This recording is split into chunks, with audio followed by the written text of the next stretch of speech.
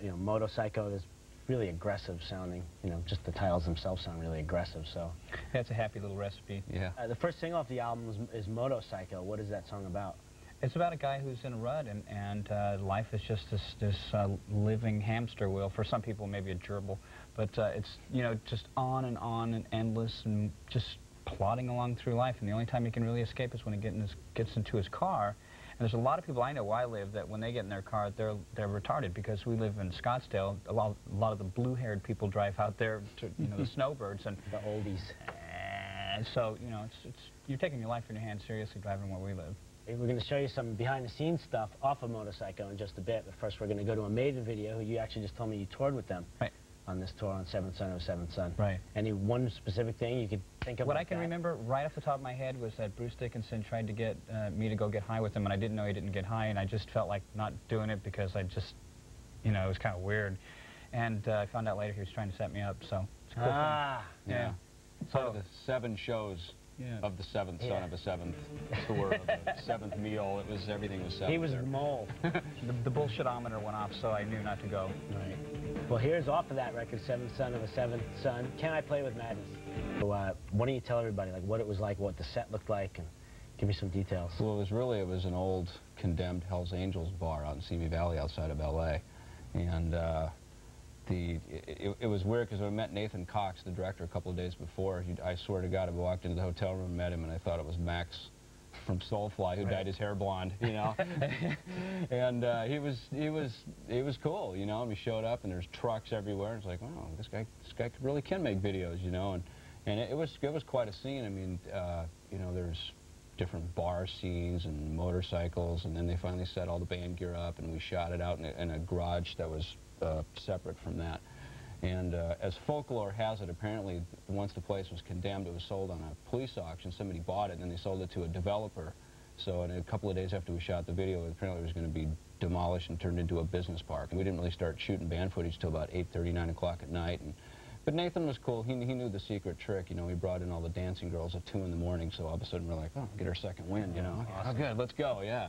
I didn't lip sync. That was real. Yeah, I was gonna. Do you guys ever find that you're faking it, but you're actually playing harder, like when you're faking it? You know, it was really weird playing a song and singing over it for the first time. You know, in the studio you do the parts separately, and it was just as difficult doing it this time sober as when I tried doing No More Mr. Nice Guy for Penelope Spheris back for the Shocker movie. It was absolutely it's so unorthodox for me to do something here and do something here at the same time. It's really weird, and the hardest part for me doing that was when all the dancers came in front of us the first time, and I looked at them and I thought,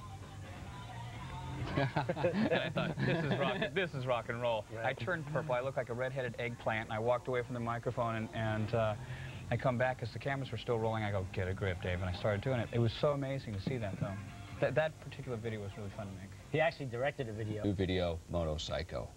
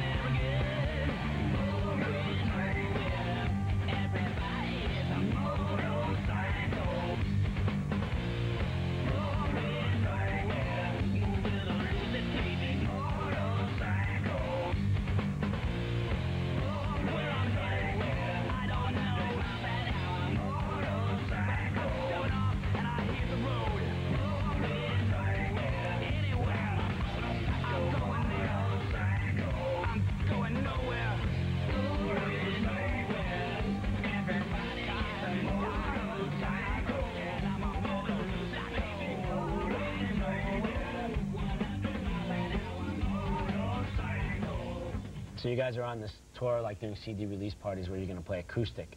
So I know my question as well as probably a lot of your fans is, what songs are you guys going to play, and how do you pull that off?